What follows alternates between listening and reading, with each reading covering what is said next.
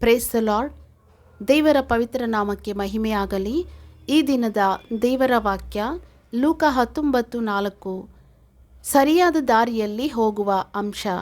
ಆದ ಕಾರಣ ಆತನನ್ನು ನೋಡುವುದಕ್ಕಾಗಿ ಮುಂದೆ ಓಡಿ ಹೋಗಿ ಆತನು ಬರುತ್ತಿರುವ ಮಾರ್ಗದಲ್ಲಿದ್ದ ಆಲದ ಮರವನ್ನು ಹತ್ತಿದನು. ದೇವರಿಗೆ ಮಹಿಮೆಯಾಗಲಿ.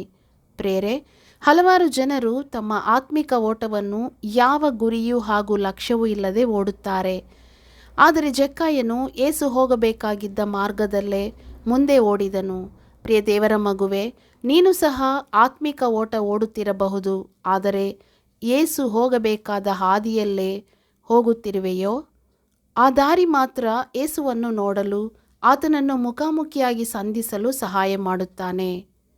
ಕರ್ತನು ತಾನು ಹಾದು ಹೋಗುವ ದಾರಿ ನಿನಗೆ ತೋರಿಸಲು ಆತುರದಿಂದಿದ್ದಾನೆ. ನೀನು ಈಗ ಹೋಗುತ್ತಿರುವ ಹಾದಿಯಲ್ಲಿ ಸ್ವಲ್ಪ ನಿಂತು ನೋಡಿ ಸರಿಯಾದ ಮಾರ್ಗವನ್ನು ಕೇಳು. ಆಗ ಇದೇ ಮಾರ್ಗ, ಇದರಲ್ಲೇ ನಡೆಯಿರಿ ಎಂದು ನಿಮ್ಮ ಹಿಂದೆ ಆಡುವ ಮಾತು ನಿಮ್ಮ ಕಿವಿಗೆ ಬೀಳುವುದು. ಯೆಶಾಯ 38:21. ಆದುದರಿಂದ ನೀನು ನಿನ್ನ ಹೃದಯವನ್ನು ಹೆದ್ದಾರಿಯ ಕಡೆ ತಿರುಗಿಸು. ಯೆರೆಮೀಯ 31:21.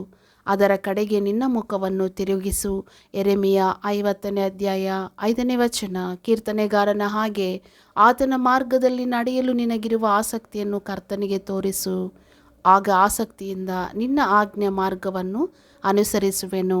119 ಕೀರ್ತನೆ 32. ಹುಡುಕಿರಿ, ನಿಮಗೆ ಸಿಕ್ಕುವುದು.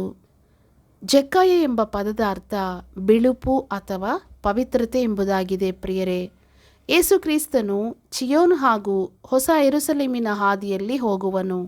ಅದು ಪವಿತ್ರತೆಯ ಅತ್ಯಂತ ಪವಿತ್ರ ಮಾರ್ಗವಾಗಿದೆ. ಆದುದರಿಂದ ಪ್ರಿಯ ದೇವರ ಮಗುವೆ, ಪವಿತ್ರತೆಯನ್ನು ನೀನು ಪ್ರೀತಿಸದೆ ಹೋದರೆ ಆತನ ಮಾರ್ಗದಲ್ಲಿ ಹೋಗಲು ಸಾಧ್ಯವೇ ಇಲ್ಲ. ಆದ್ದರಿಂದ ಮತ್ತಾಯ 5:8 ಬರೆಯಲ್ಪಟ್ಟಂತೆ, ನಿರ್ಮಲ ಚಿತ್ತರು ಧನ್ಯರು, ಅವರು ದೇವರನ್ನು ನೋಡುವರು. God bless you.